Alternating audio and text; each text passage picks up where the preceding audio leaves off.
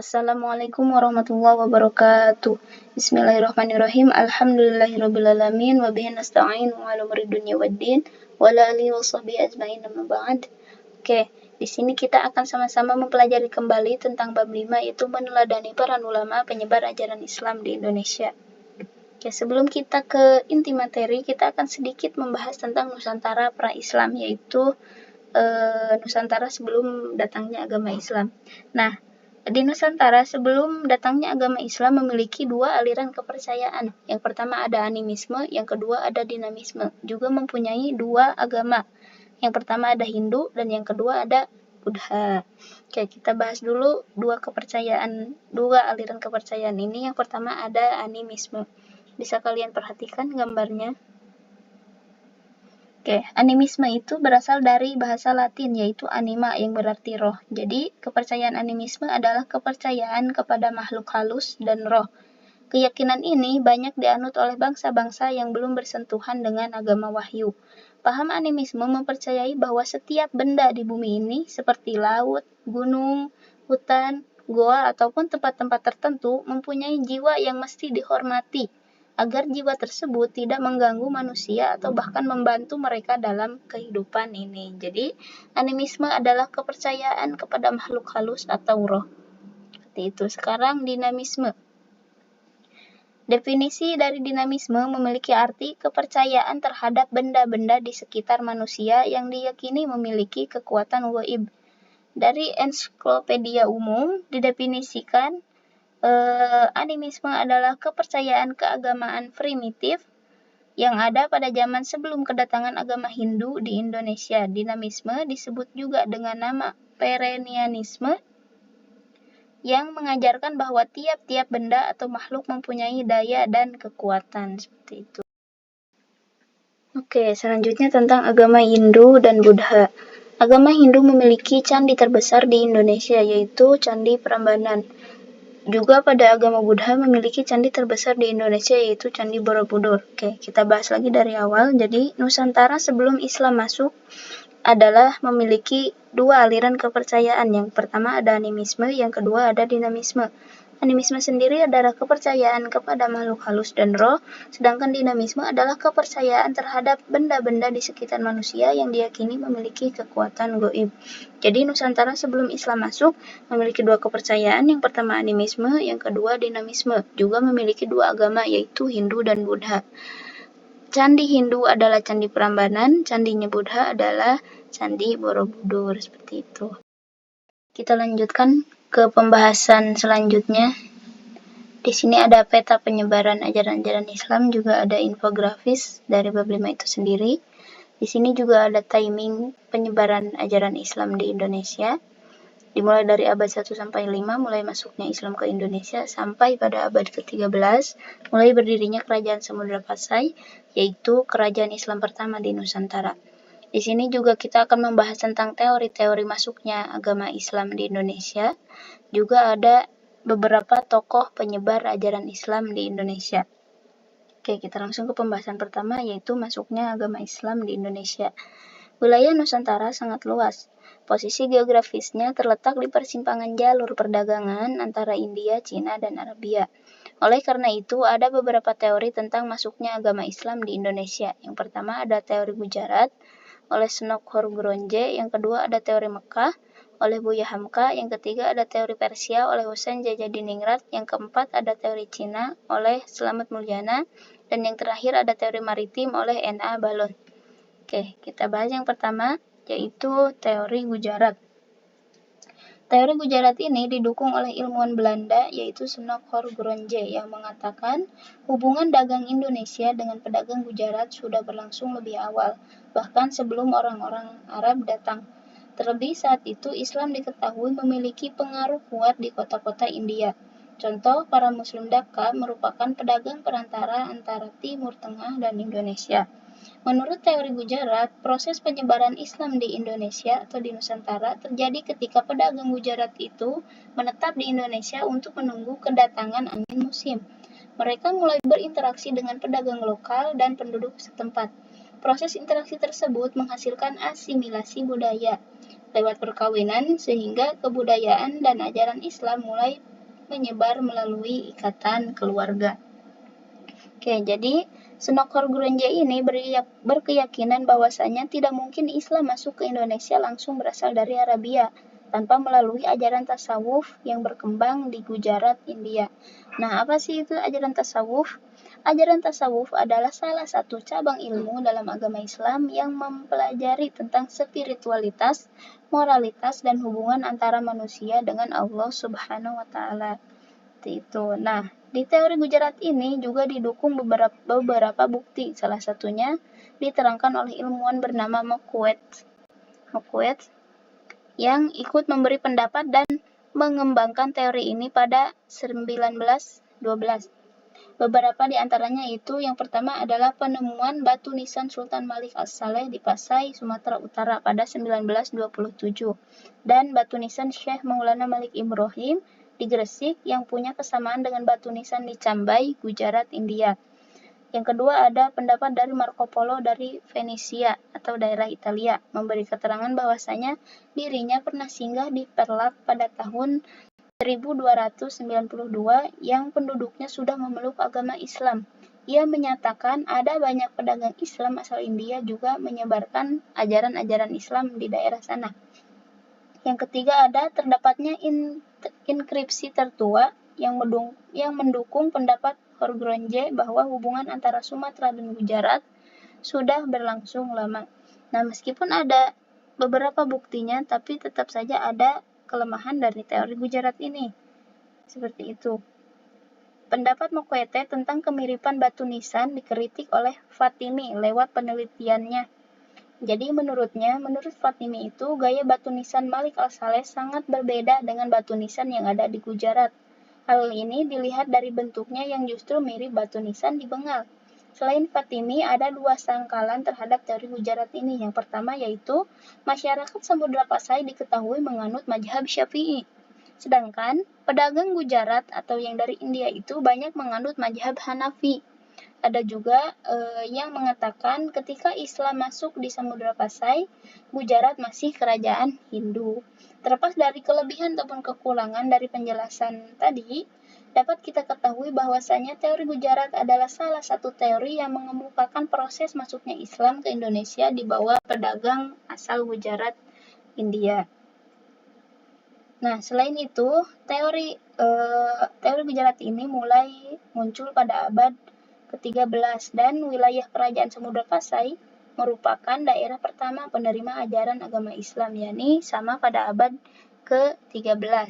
Tetapi teori ini tidak menjelaskan secara rinci antara masuk dan berkembangnya agama Islam di wilayah tersebut.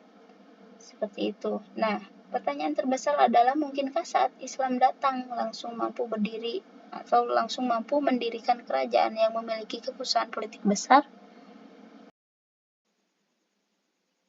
Kita bahas teori selanjutnya yaitu teori pada abad ke-7, teori Makkah. Salah satu tokoh Indonesia yang berpendapat soal proses masuknya Islam ke Indonesia adalah Buya Hamka.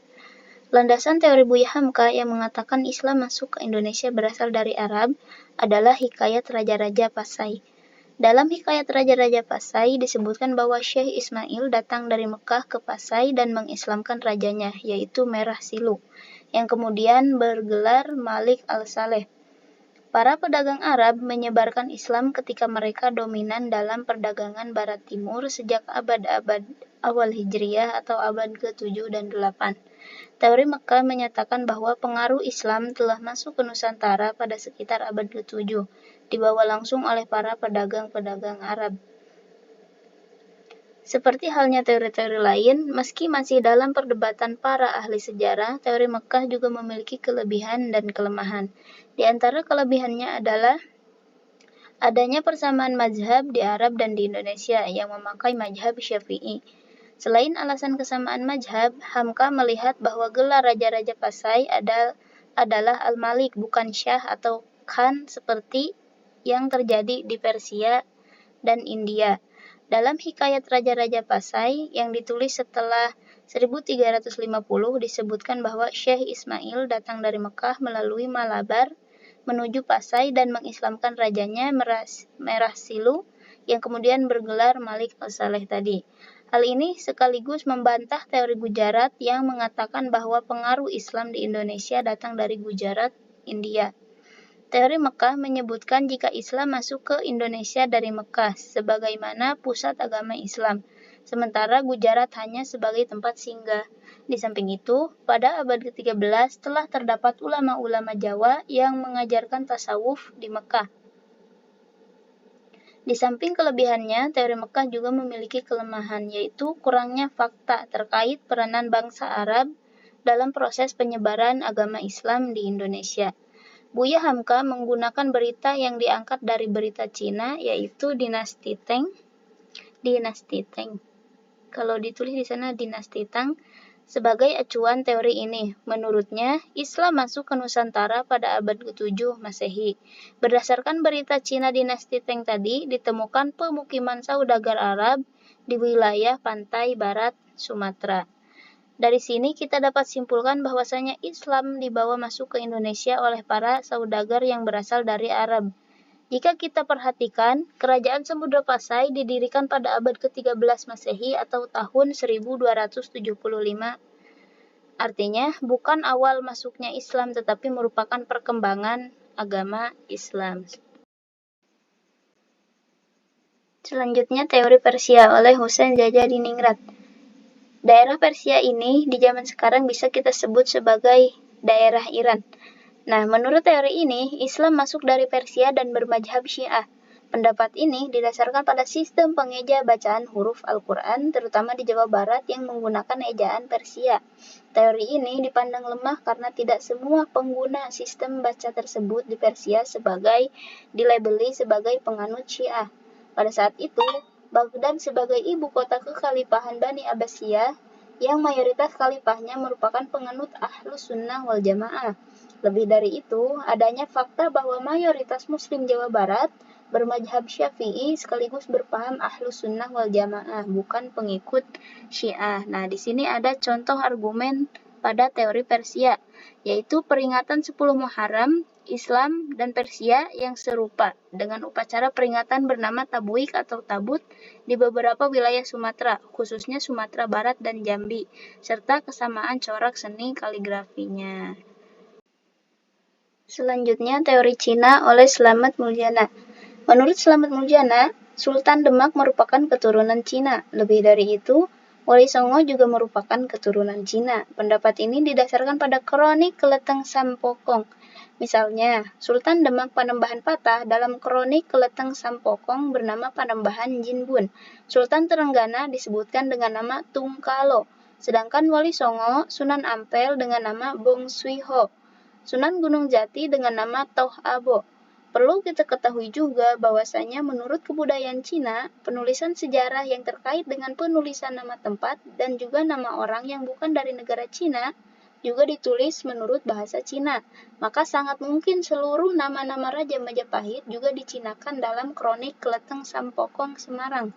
Pertanyaannya, mengapa nama Sultan Demak dan para Wali Songo yang dicinakan dalam kronik Keleteng Sampokong dan dianggap sebagai orang Cina? Tentu hal ini merupakan salah satu titik kelemahan dari teori ini. Dan yang terakhir adalah teori maritim oleh N.A. Balod. Nah, walaupun di Mekah dan Madinah terjadi perang selama kurun waktu 10 tahun, namun tidak memutuskan jalur perdagangan laut yang sudah menjadi tradisi sejak lama. Jalur perdagangan tersebut adalah jalur antara Timur Tengah, India, dan juga Cina. Hubungan perdagangan ini semakin lancar pada masa Khulafaur Rasyidin, yaitu pada 632 sampai 661 Masehi. Banyak juga para sahabat Nabi Shallallahu Alaihi Wasallam yang berdakwah keluar Madinah, bahkan di luar Jazirah Arab, seperti Sa'ad bin Abi Waqqas yang makamnya ada di Cina. Menurut N.A. Balod, hal itu terjadi karena umat Islam memiliki kemampuan dalam penguasaan perniagaan melalui jalur maritim. Melalui jalur ini, yakni pada abad ke-1 atau abad ke-7 Masehi, agama Islam dikenalkan di sepanjang jalur niaga di pantai-pantai tempat persinggahannya. Proses pengenalan ajaran Islam ini berlangsung selama kurun waktu abad ke-1 sampai abad ke atau abad ke-7 sampai abad ke-12 Masehi. Teori maritim meyakini bahwa penyebaran Islam di Nusantara dimotori oleh orang lokal sendiri yang ulung dalam bidang pelayanan dan perdagangan. Mereka berlayar ke negeri-negeri yang jauh, termasuk ke wilayah asal Islam atau negara yang sudah menganut Islam, berinteraksi dengan orang-orang di sana dan kembali ke tanah air dengan membawa ajaran Islam kemudian disebarkan kembali. Kita bahas cara penyebaran agama Islam di Nusantara. Yang pertama yaitu melewati jalur perdagangan. Nah, jalur perdagangan ini sudah dimulai sejak abad ke-7, yaitu dengan datangnya para pedagang Islam dari Arab, Persia, dan juga India. Selain berdagang, mereka juga menyebarkan agama Islam. Cara ini paling efektif karena melibatkan seluruh kalangan masyarakat. Yang kedua ada jalur pernikahan. Pedagang Arab yang berdagang dalam jangka waktu yang lama menjalin hubungan yang lebih erat dengan penduduk pribumi. Hubungan tersebut diteruskan pada pernikahan campur, yaitu antara pedagang atau orang asli Arab dengan penduduk pribumi. Misalnya, pernikahan antara Raja Brawijaya kelima dengan Putri Jempa, yaitu orang yang beragama Islam, dan melahirkan Raden Patah, yaitu Raja pertama Demak. Selanjutnya yaitu ada jalur politik. Pengaruh seorang raja sangat penting bagi perkembangan Islamisasi di Indonesia. Rakyat memiliki kepatuhan yang tinggi kepada rajanya. Apabila rajanya Islam, maka biasanya diikuti oleh rakyatnya. Jadi ketika rajanya Islam, rakyatnya juga akan mengikuti menjadi agama atau penganut agama Islam. Selanjutnya, kepentingan politik seperti perluasan wilayah diikuti dengan penyebaran agama Islam. Jadi ketika politik menyebar luas, maka penyebaran agama Islam atau agamanya pun akan semakin luas. Selanjutnya yaitu jalur akulturasi budaya atau jalur kesenian. Diadakan pagelaran seni gamelan di Yogyakarta, Solo, Cirebon, dan lain sebagainya. Gamelan digunakan untuk mengumpulkan masyarakat yang diikuti dengan kegiatan dakwah. Nah, digunakan media wayang sebagai media dakwah Islam karena dalam cerita pewayangan diselipkan ajaran-ajaran Islam. Selanjutnya yaitu ada jalur pendidikan. Para ulama, guru agama, dan kiai mempunyai peranan yang sangat besar. Lantas, dibangunlah pesantren untuk mempermudah penyebaran dan pemahaman agama Islam. Misalnya pesantren-pesantren yang didirikan oleh Raden Rahmat di Ampel, Denta, dan Surabaya. Juga pesantren yang didirikan oleh Sunan Giri di Giri. Selanjutnya ada jalur tasawuf. Para ahli tasawuf hidup dalam kesederhanaan, juga memiliki keahlian lain yang dapat membantu masyarakat, seperti menyembuhkan penyakit. Nah, sekarang kita bahas kurun waktu masuknya Islam. Yang pertama adalah pada abad ke-7, yaitu ditandai dengan adanya dinasti Tang, teori dinasti Tang. Yang kedua yaitu pada abad ke-11, yaitu penemuan makam Fatimah binti Maimun di Leran Gresik pada 1082 Masehi. Yang ketiga ada abad ke-13, yaitu mulai berdirinya Kerajaan Samudra Pasai, yaitu kerajaan Islam pertama di Nusantara. Seperti itu untuk pembahasan kali ini. Apabila ada yang ingin ditanyakan atau kurang jelas dalam pemaparan materi kali ini, nanti boleh kita sama-sama bahas kembali di kelas. Cukup sekian. Assalamualaikum warahmatullahi wabarakatuh.